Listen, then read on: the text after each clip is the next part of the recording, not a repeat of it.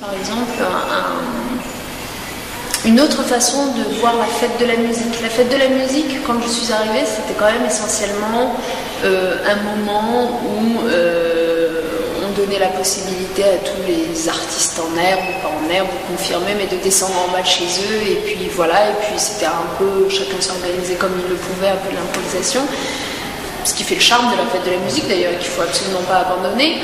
Mais moi j'estime que ça doit être aussi le 21 juin l'occasion inespérée d'offrir au public lyonnais 1, 2, 3 concerts de tête d'affiche, concerts gratuits, encore une fois dans l'espace public. C'est une façon de permettre à des gens qui n'en ont pas les moyens de venir au concert au moins une fois par an. Encore une fois, en gardant à côté de ces grandes scènes, évidemment, tout ce foisonnement d'artistes en herbe dans toutes les rues de la ville, c'est important aussi.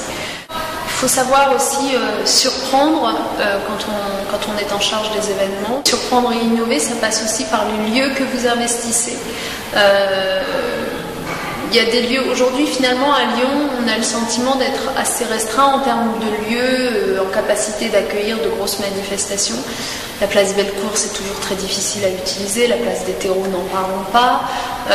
Donc je pense qu'il y a sans doute un gros potentiel d'innovation en allant chercher par exemple du côté du 7e arrondissement avec Sergent-Blandan ou dans d'autres lieux de la ville qui pourraient un petit peu devenir les nouveaux carrefours des événements.